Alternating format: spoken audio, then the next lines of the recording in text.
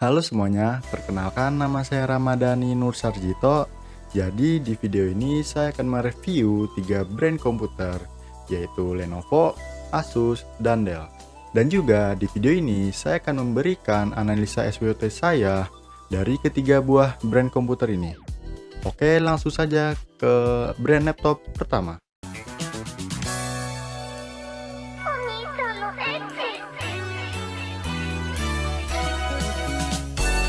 Jadi inilah dia Lenovo IdeaPad 320S.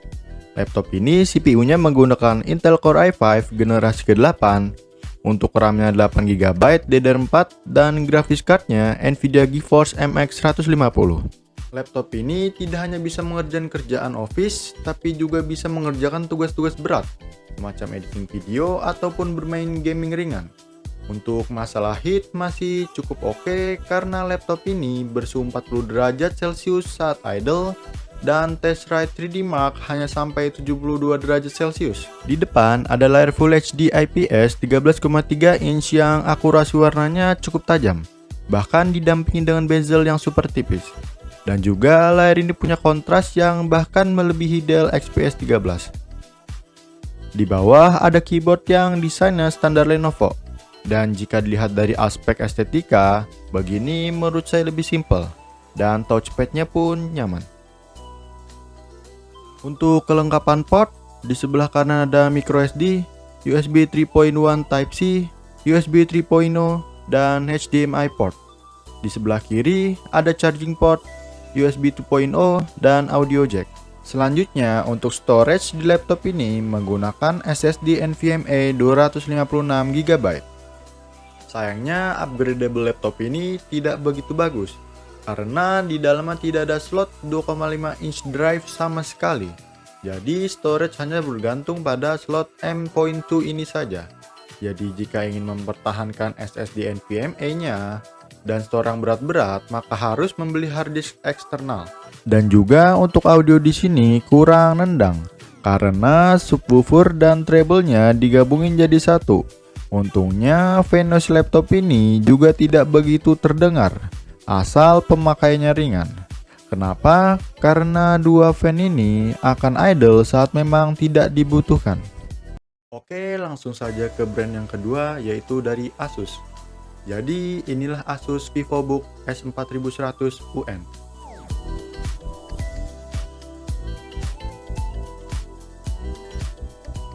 Laptop ini CPU-nya menggunakan Intel Core i5 generasi ke-8, untuk RAM 8GB dan grafis card-nya Nvidia GeForce MX 150. Laptop ini cukup bagus untuk bermain game, karena laptop ini mampu main game berat dengan cukup bagus. Di depan ada layar Full HD IPS 14 inch yang akurasinya menurut saya cukup bagus karena diangkat kontrasnya tinggi sehingga saturasinya kelihatan oke. Dan upgradable laptop ini cukup bagus karena di dalamnya masih ada satu slot RAM yang bisa ditambah sampai 16GB. Untuk masalah heat management, menurut saya laptop ini kurang bagus karena laptop ini hanya menggunakan satu fan blower untuk pendingan CPU dan GPU-nya. Keyboardnya cukup nyaman, hanya saja tidak ada indikator light yang kadang bisa bikin bingung. Untuk kelengkapan port, di sebelah kanan ada SD card reader dan dua USB 2.0. Di sebelah kiri ada charging port, USB 3.0, HDMI port, USB 3.1 Type-C, dan audio jack. Untuk masalah heat cukup hangat karena laptop ini bersuhu 40 derajat Celcius saat idle dan Tessrite 3D Mark-nya hanya sampai 78 derajat Celcius. Untungnya laptop ini cukup bagus di bagian storage. Storage di laptop ini bisa di-upgrade dua-duanya. Secara bawaan, laptop ini menggunakan 128GB SSD SATA dan 1TB hard disk 2,5 inch. Tapi dua slot tersebut bisa diganti. Dan juga untuk audio di sini kurang nendang karena subwoofer dan treble-nya digabungin jadi satu. Brand terakhir yaitu dari Dell. Jadi inilah Dell Inspiron 7460.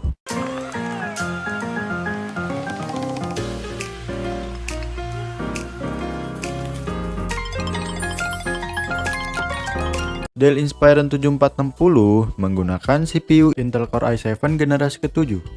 Untuk RAM-nya 8GB dan graphics card-nya Nvidia GeForce GT 940MX. Laptop ini sangat cocok untuk bermain game karena laptop ini mampu main game berat dengan cukup bagus. Di depan ada layar Full HD IPS 14 inch dan untuk kontrasnya cukup bagus. Akurasi warnanya juga oke. Tapi sayangnya sedikit redup. Untuk port di sebelah kanan ada SD card dan USB 2.0. Di sebelah kiri ada charging port, LAN port, HDMI port, 2 USB 3.0 port, dan audio jack. Sayang banget di laptop ini tidak ada USB Type-C. Untuk masalah heat lumayan panas karena laptop ini bersuhu 40 derajat Celcius saat idle dan test write 3D Mark-nya sampai 80 derajat Celcius. Dan upgradable laptop ini sangat bagus karena di dalamnya masih ada satu slot RAM yang masih bisa di-upgrade sampai 32GB. Storage laptop ini bisa di-upgrade dua-duanya. Secara bawaan, laptop ini menggunakan harddisk 1TB dan bisa ditambah SSD M.2 jika tidak puas dengan performa harddisknya. Dan untuk keyboardnya cukup enak, touchpadnya pun cukup nyaman. SWOT analisis Lenovo IdeaPad 320S. Kekuatan laptop ini dari laptop yang lain yaitu akurasi warnanya yang lebih tajam, bezelnya yang lebih tipis, dan heat management yang lebih terjaga. Kelemahan laptop ini dari laptop yang lain yaitu upgradable-nya yang kurang bagus dan tidak ada card reader. Kesempatan laptop ini dari laptop yang lain yaitu tidak mudah rusak atau awet. Ancamannya yaitu membeli harddisk eksternal dan membeli card reader. SWOT analisis Asus VivoBook S410N. Kekuatan laptop ini dari laptop yang lain yaitu upgradable option lebih banyak dan fitur fingerprint. Kelemahan laptop ini dari laptop yang lain yaitu hanya punya satu fan blower dan tidak ada indikator LED di kapsul keyboard. Kesempatan laptop ini dari laptop yang lain yaitu fitur fingerprint tanpa harus mengetik PIN password. Ancamannya yaitu overheat. SWOT analisis Dell Inspiron 7460. Kekuatan laptop ini dari laptop yang lain yaitu upgradable option lebih banyak dan support gaming. Kelemahan laptop ini dari laptop yang lain yaitu tidak ada USB Type-C. Kesempatan laptop ini dari laptop yang lain yaitu bisa dipakai untuk bermain game berat. Ancamannya yaitu membeli konverter USB Type-C. Menurut saya, dari ketiga laptop yang tadi, yang paling cocok untuk saya yaitu Lenovo IdeaPad 320S. Karena laptop ini sangat cocok untuk saya yang sedang berkuliah. Kenapa begitu? Karena laptop IdeaPad 320S merupakan laptop yang hampir sempurna. Akurasinya warnanya bagus, enteng, bisa dipakai multitasking atau berat-berat, dan baterai life-nya pun oke. Dan juga NVMe SSD-nya kenceng banget. Tapi saya masih nggak tahu kenapa Nvidia berani underclock MX 150 ini sampai sejauh ini. Padahal menurut saya suhunya sih normal-normal aja. Jadi ya, laptop ini cocok untuk mahasiswa yang ingin laptop di performa di atas Intel HD tapi nggak terlalu bagus. Terima kasih bagi yang sudah menonton sampai selesai. Apabila ada kesalahan mohon dimaafkan. Dan jangan lupa like, komen, dan subscribe. Sampai jumpa di video berikutnya. Wassalamualaikum warahmatullahi wabarakatuh.